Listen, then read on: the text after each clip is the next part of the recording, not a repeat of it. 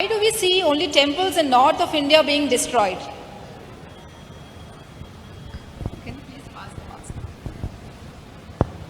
mask? Thank you. That's a very interesting question. The question, if I can repeat for the audience, is why do we see only in North India that the temples have been destroyed?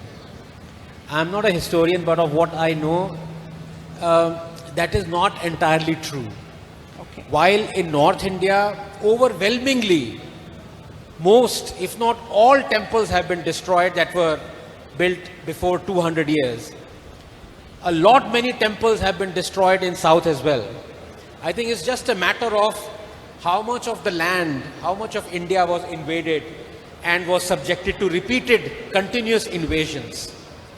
So, for example, Tipu Sultan, the example of Tipu Sultan is there. He destroyed so many Hindu temples, he destroyed so many churches. If you were to read his own manifesto, that is his own words, that's the other thing about all these people. You don't have to read about how their mind worked from a second or a third person account. They themselves have left a lot of those gory thoughts and all those things in their own voice. So if you read the manifesto of Tipu Sultan, he says in his own words, the annihilation of the infidel, of the kafir, is a holy duty. So a lot of temples were destroyed by Tipu Sultan, by a lot of invaders who at least came till the Deccan. And I gave a very authoritative source the other day that even in Tamil Nadu, when 𝗟𝗶𝗃𝗁𝗍 Shivaji Maharaj got to know that two important temples, one belonging to Shiva and the other to Vishnu, were destroyed in Tiruchirappalli and mosque built over it, he came to Tiruchirappalli, Tamil Nadu. He destroyed those mosques and he built the temples over it again.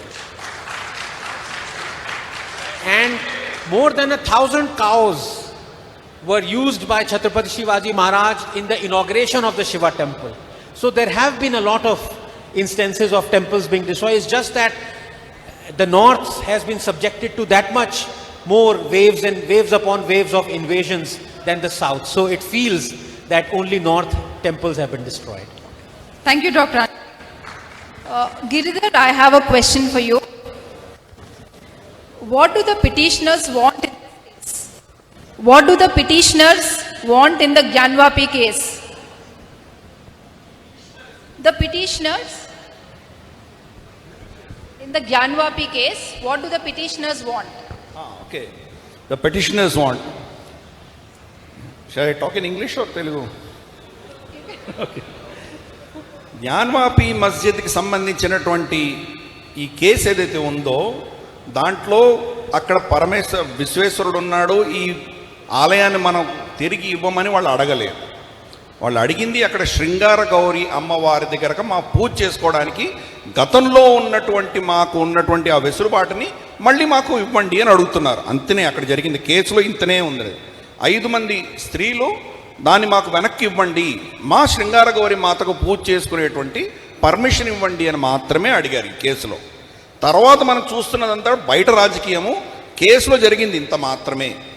దాంట్లో సరే court ఏదో కొన్ని ఆదేశాలు issue చేసింది, Muslims 20 మంది కంటే ఎక్కువ వెళ్ళకూడదని ఇటువంటి కొన్ని ఆదేశాలు చేస్తే సుప్రీంకోర్టు దాన్ని తీసేసి ముస్లింలు వెళ్ళవచ్చు, కానీ అక్కడ శివుడు ఏది శివలింగం అని అంటున్నారో దాన్ని మీరు ప్రొటెక్ట్ చేసి పెట్టండి, దాన్ని మళ్ళీ అక్కడ వజూ చేయడానికి వీలు లేదు అని చెప్పి సుప్రీంకోర్టు దాన్ని ఒప్పుకున్నది, ఆ జడ్జిమెంట్ని.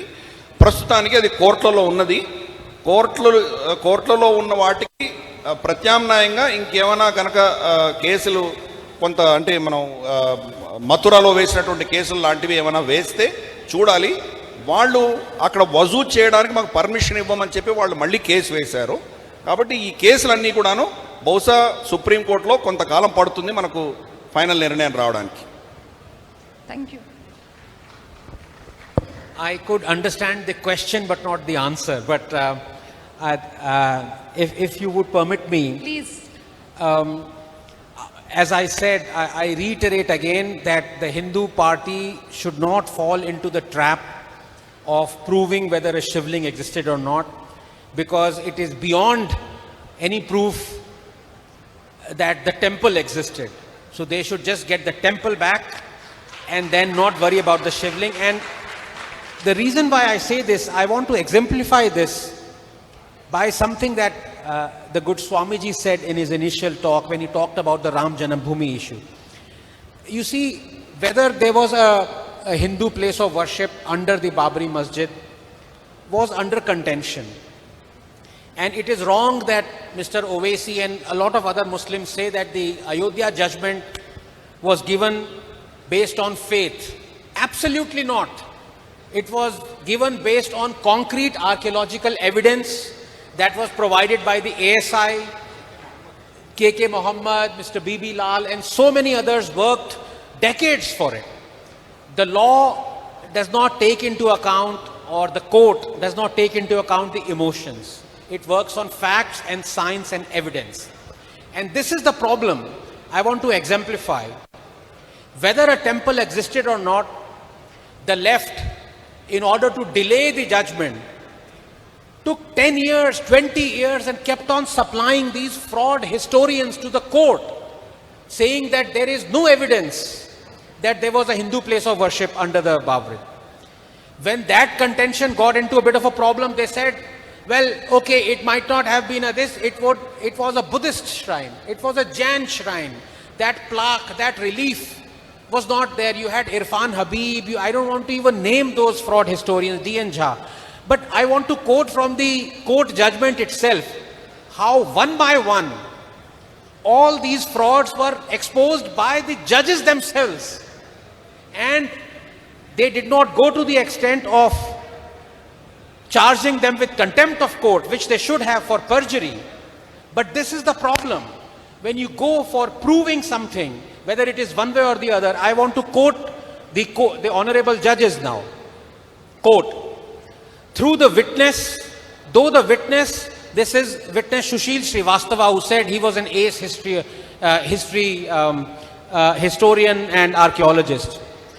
Though the witness has been produced as expert historian, but on page 222 he admits that he had very little knowledge of history.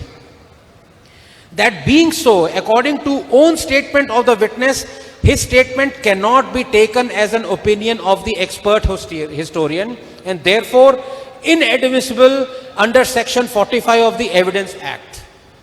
Then there was another one, Professor Suvira Jaiswal.